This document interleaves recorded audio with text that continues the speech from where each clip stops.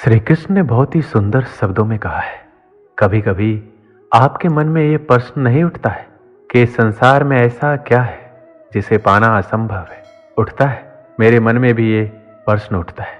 फिर मैं विचार करता हूँ, क्या है इस संसार में ऐसा जिसे पाना असंभव है। धन नहीं, यश नहीं, सम्मान नहीं, प्रेम नहीं, तो फिर क्या है ऐसा जिसे पाना असंभव है। तो इसका उत्तर है अपनी स्वयं की भूल, अपना स्वयं का दोष जो कभी किसी को नहीं मिलता। और यदि किसी को मिल भी जाए तो वो व्यक्ति अपनी भूल स्वीकार करना नहीं चाहता, किंतु जो व्यक्ति अपनी भूल स्वीकार करता है, अपना दोष स्वीकार करता है, संसार में कुछ भी पाने के लिए कोई उसके सामने कोई भी बाधा नहीं रहती। इसलिए आत्मविश्वास अवश्य रखिए, प्रयास करते रहें कि आपसे कोई भूल ना हो, किंतु आत्म मंथन भी। और यदि आपसे कोई भूल भी हो जाए तो उसे स्वीकार करें, उसे सुधारने का प्रयास करें, आपका जीवन अधिक आनंदमय हो जाएगा। श्री कृष्ण ने कहा है कि हम व्यक्ति एक कठपुतली है जो कि आते हैं इस दुनिया में और चले जाते हैं। उसके ना तो आने का समय निश्चित रहता है और ना ही जाने का समय निश्चित रहता है। एक सीमित सीमा के लिए आते हैं और इस दुनिया से चले जाते हैं। इस बात को श्री कृष्णा अपनी इन पंक्तियों में कहते हैं कि व्यक्ति मिट्टी से ही बना है और वह मिट्टी में मिल जाता है। उसका अस्तित्व सिर्फ इतना ही है। इसलिए व्यक्ति को लोभ लालच की भावना नहीं रखनी चाहिए, क्योंकि ना तो वह कुछ लेकर आता है और ना ही वह कुछ लेकर चला जाता है। वह जिंदगी भर काम करता अपने दूसरों के लिए और मरने के बाद वह दूसरों के लिए ही सब कुछ छोड़ जाता है। इसलिए हमें लोभ लालच की भावना छोड़कर सदाचार की भावना अपना लेनी चाहिए, क्योंकि इसी में सारे जगत की भलाई है। श्री कृष्ण कहते हैं इस दुनिया के लोगों की यही परेशानी है कि वह किसी ना किसी बात को लेकर चिंतित रहते हैं और दूसरों की जिंदगी पर नजर डालते हैं और देखते हैं उनकी जिंदगी कितनी आसान है, कितनी अच्छी है, पर वह अपनी जिंदगी की बुराई करते रहते, चिंता करते रहते। हर व्यक्ति को जीवन में किसी ना किसी बात की चिंता परेशानी रहती है, पर उसे अपनी जिंदगी कभी अच्छी नहीं लगती, उसे दूसरों की जिंदगी अच्छी लगती है, उसी पर उसकी नजर रहती है। हमें चिंता छोड़कर ध्यान रखना चाहिए कि जीवन में जो कुछ भी होगा अपने निश्चित समय पर ही होगा, उस पर हमारा कोई हाथ नहीं है, ये हमारे हाथ में नहीं है। इसलिए चिंता छोड़कर हमें अपने कर्म पर ध्यान देना चाहिए, क्योंकि अगर काम अच्छा होगा तो सब अच्छा होगा। इसलिए चिंता छोड़कर धैर्य रखो, जो होना है वह होकर रहेगा। इसमें ना कुछ हम कर सकते हैं और ना ही हम कुछ कर पाएंगे, ये हमारे हाथ में नहीं है। इसलिए अपने कर्म पर फोकस करें, उसी से जीवन का निर्माण और विनाश होगा। श्री कृष्ण कहते हैं जीवन में कुछ पाना हो तो सोच और कर्म बड़े आवश्यक होते हैं, किंतु क्या केवल सोच से, क्या केवल कर्म करने से आपको सफलता प्राप्त होगी? नहीं।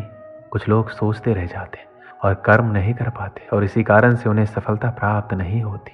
कुछ लोग बिना सोचे समझे कर्म करते रह जाते हैं, उन्हें भी सफलता प्राप्त नहीं होती। स्मरण रखिएगा, वृक्ष को काटना हो तो कुल्हाड़ी के लगातार प्रयास करने के साथ ही कुल्हाड़ी किस दिशा में मारी जानी चाहिए, इसका ध्यान रखना पड़ता है।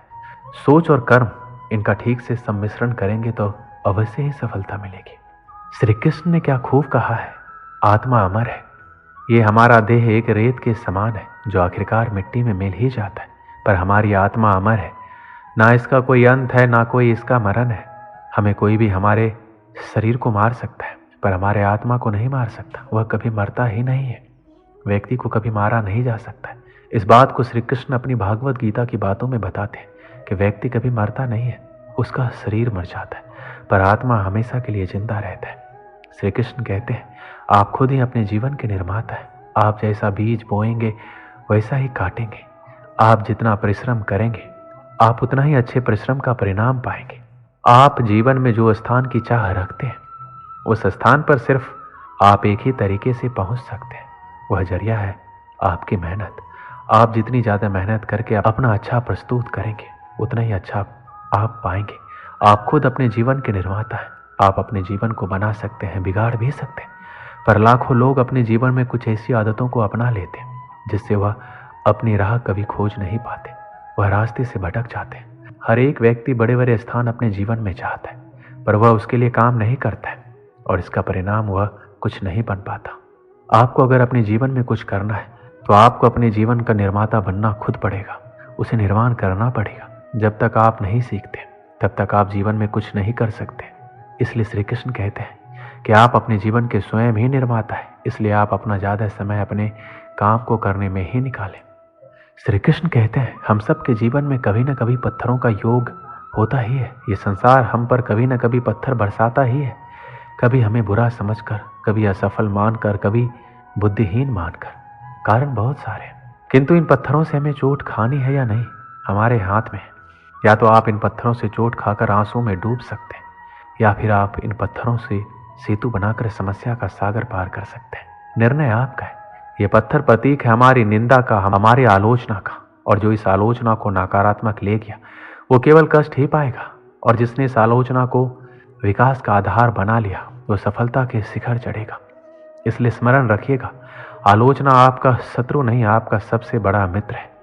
श्री कृष्ण कहते हैं कि धर्म को अपनाना हमारे अस्तित्व में है और वही हमारी पहचान है। हम अपने धर्म से पहचाने जाते हैं, क्योंकि हमारा जितना अच्छा धर्म होगा उतना ही अच्छा हमारा आचरण होगा। अपने आचरण को सुंदर बनाने के लिए हमें अपने धर्म को और भी बेहतर बनाना पड़ेगा। ये बात है महाभारत की। उन दिनों पांचों पांडव और समस्त कौरव गुरु द्रोण से धनुर्विद्या की शिक्षा प्राप्त कर रहे थे। गुरु द्रोण ने एक दिन उनकी परीक्षा लेने का विचार किया और इसी उद्देश्य से उन्हें जंगल की ओर लेकर गए। काफी दूर चलने के बाद वो जंगल में एक स्थान पर पहुंचकर ठहर गए। वहां एक ऊंचा और विशाल पेड़ था। गुरु द्रोण ने पांचों पांडव और कौरव से कहा कि आज उन सबके धनुर्विद्या की परीक्षा है, जो देखना चाहते हैं कि अब तक उन्होंने जो कुछ उन्हें सिखाया है उसमें वो कितने निपुण हुए। पांडव और कौरव तैयार हो गए। गुरु द्रोण ने पेड़ पर एक नकली चिड़िया लटका दी और सभी राजकुमारों से बोले, तुम्हें पेड़ पर लटकी चिड़िया की आंख पर निशाना साधना है। सभी तैयार हैं? पांडव और कौरव राजकुमारों ने हामी भरी। गुरु द्रोण ने सबसे पहले युधिष्ठिर को निशाना साधने बुलाया। धनुष बाण हाथ में लिए युधिष्ठिर आगे आगे। गुरु द्रोण ने पूछा, क्या तुम तैयार हो? युधिष्ठिर ने हाँ में सिर हिलाया। तब गुरु द्रोण ने पेड़ की ओर संकेत करके पूछा, बताओ तुम्हें उस पेड़ पर क्या दिखाई दे रहा है? गुरुदेव, मुझे एक बड़ा पेड़ दिखाई दे रहा है जिसकी कई शाखाएं फैली हुई है। शाखाओं पर हरे हरे पत्ते हैं। पेड़ पर चिड़ियाओं ने घोंसला बनाया हुआ है। आपने एक डाली पर एक नकली चिड़िया लटकाई है। युधिष्ठिर ने पूरा वर्णन कर दिया। गुरु द्रोण ने कहा, युधिष्ठिर तुम अभी इस परीक्षा के लिए तैयार नहीं हो, पीछे जाकर खड़े हो जाओ। युधिष्ठिर चला गया। गुरु द्रोण ने भीम को आगे बुलाया। वही प्रश्न दोहराया, बताओ भीम, तुम्हें इस पेड़ पर क्या दिखाई दे रहा है? भीम ने 2 कदम आगे जाकर वर्णन किया, मुझे ये धरती, आकाश, घना जंगल, गुरुदेव आप और ये घना पेड़, इसकी पत्तियां और इस पर लटकी चिड़ियां दिखाई दे रही है। गुरु द्रोण ने कहा, भीम अभी तुम इस परीक्षा के लिए पूरी तरह तैयार नहीं हो, पीछे जाकर खड़े हो जाओ। उसके बाद गुरु द्रोण ने एक एक करके नकुल और सहदेव तथा दुर्योधन सहित सभी कौरव राजकुमारों को बुलाया और वही सवाल किया। सबने वही उत्तर दिया, पेड़, शाखाएं, पत्ते, चिड़िया। गुरु द्रोण ने सबसे यही कहा, अभी वो इस परीक्षा के लिए तैयार नहीं है और उन्हें निशाना लगाने नहीं दिया। अंत में अर्जुन सामने आया। गुरु द्रोण ने वही प्रश्न दोहराया, बताओ अर्जुन, तुम्हें क्या दिखाई दे रहा है? अर्जुन ने बाण चढ़ाकर उत्तर दिया, बस मुझे चिड़िया की आंखें दिखाई दे रही है गुरुदेव। गुरु द्रोण ने कहा, निशाना साधो। अर्जुन ने निशाना लगाया और बाण ने चिड़िया की आंख को भेद दिया। गुरु द्रोण ने सभी राजकुमारों को समझाया कि जब आप किसी लक्ष्य के प्रति प्रयास कर रहे हैं तो पूरा ध्यान लक्ष्य पर होना चाहिए। लक्ष्य के सिवाय कुछ भी नहीं दिखाई देना चाहिए। यही किसी भी लक्ष्य को प्राप्त करने का मूल मंत्र है। एक साथ कई कार्यों में उलझे रहोगे तो कभी भी लक्ष्य प्राप्त नहीं कर पाओगे। इसलिए अपना ध्यान सिर्फ और सिर्फ लक्ष्य पर लगाओ। इसलिए सफलता प्राप्ति के लिए पूरा ध्यान सिर्फ अपने लक्ष्य पर होना चाहिए। दोस्तों, इस वीडियो में बस इतना ही। मिलते हैं अगली वीडियो में। अपना ख्याल रखिएगा। धन्यवाद।